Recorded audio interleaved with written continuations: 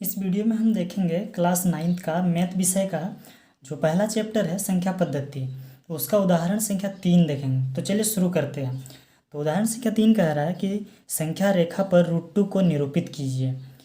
तो वैसे हम 1, 2, 3, 4 इन संख्याओं को संख्या रेखा पे इजीली निरूपित कर लेते हैं, लेकिन जो √2 है इसको कैसे दर्शाएंगे, इसका जगह कहाँ कौन सा होगा ये हम लोग को पता नहीं चलता है। तो इसको हम लोग इस वीडियो में करेंगे।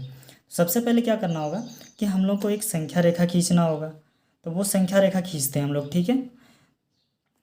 तो देखते रहिए, वीडियो में बने रहिए। ये हमने रेखा खींच दिया, ठीक है। इसमें हम किसी एक को केंद्र मानते हैं, ये हमने इसे केंद्र मान लिया। अब यहाँ से हम कोई इकाई यूनिट ले लेते हैं, ठीक है। यहाँ से हम क्या करेंगे, जैसे यहाँ से मैंने 2 सेंटीमीटर का एक ले लिया, ठीक है, इकाई ले लिया। तो यहाँ पे हम इसको 1, ये 2, ठीक है, और ये हमारा 0 है। तो इस तरह से हम, ये हमारा मूल बिंदु 0, ये 1, ये 2 है। यहाँ से यहाँ क्या है, 1 इकाई है। यहाँ से यहाँ 1 इकाई है। तो ये जो हमारा 1 इकाई है इसी को हम लोग y अक्ष में भी ले लेते हैं। यहाँ पर इसी 1 इकाई को हम यहाँ से जितना है 0 से 1 हमारा कितना है 2 सेंटीमीटर, तो हम यहाँ भी उतना ही लेते हैं, ठीक है। ये मैंने ले लिया। अब यहाँ पे क्या करेंगे हम कि एक वर्ग बनाएंगे, जैसे ये और ये 2 भुजा हो गए, 2 भुजा और यहाँ पे एक वर्ग बनाते हैं।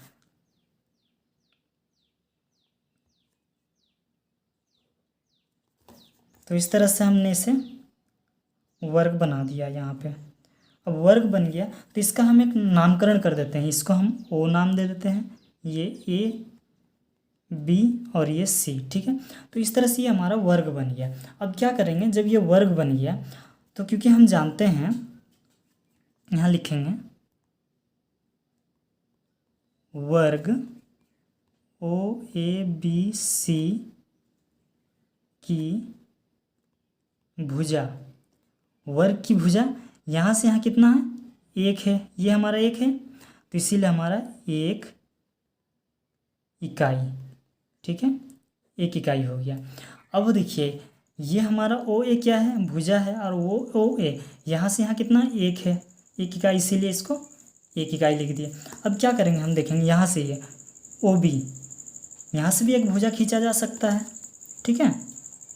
तो ये OB हम इसको मिला देते हैं, ठीक है, ये मिला दिया हमने। अब जब मिला दिया तो ये क्या है, वर्ग का विकर्ण बन गया। अब हम लोग लिखते हैं वर्ग OABC का विकर्ण OB बराबर कितना होगा, हम जानते हैं विकर्ण बराबर क्या होता है, वर्ग का विकर्ण बराबर होता है √2 गुना भुजा। ये फॉर्मूला है हम लोग का, ठीक है, ये फॉर्मूला है, इसको याद कर लेंगे, √2 गुना भुजा। तो देखिए वो OB बराबर क्या हो जाएगा हम लोगों का, OB बराबर ये √2 फॉर्मूला में है, और भुजा, भुजा कितना 1 इकाई है, तो ये 1 लिख दिए, गुना 1, ठीक है। अब जब इसको गुना करेंगे तो ये हमारा कितना आएगा, √2 आएगा, ठीक है, ये √2 आ गया। अब क्या करेंगे हम देखेंगे, ये OB बराबर हम लोग का √2 हो गया, ठीक है। अब क्या करेंगे हम देखेंगे, ये O हमारा OB एक भुजा बन गया।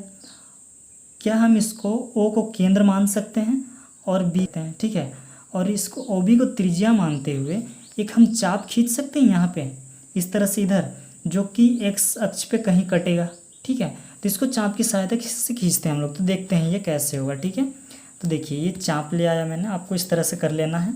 और यहाँ से देखिए ये O और ये B को केंद्र मानते हुए यहाँ से इस तरह से आप एक चाप खींचेंगे, इस तरह से ये यहाँ पे कट रहा है।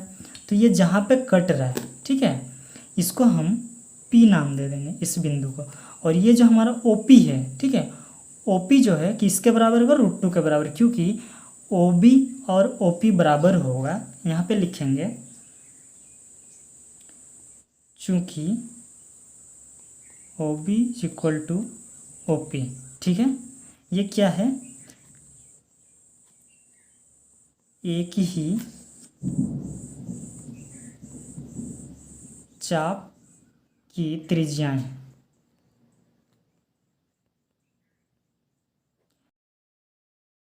ठीक है, ये ओपी जो है एक ही चाप की त्रिज्या है, ये जितना है ये भी उतना ही है, इसीलिए ओबी बराबर कितना है, √2 बराबर ओपी। ठीक है, मतलब ओपी बराबर √2, ये हो गया हमारा। ठीक है, ओपी बराबर √2 ये हो गया। अब क्या करेंगे, ओपी √2 तो ये हमारा √2 हो गया, तो यहाँ हम √2 लिख सकते हैं। ठीक है, तो इस तरह से हमको ये करना था। ठीक है, इस वीडियो में इतना ही, फिर मिलेंगे अगली वीडियो में।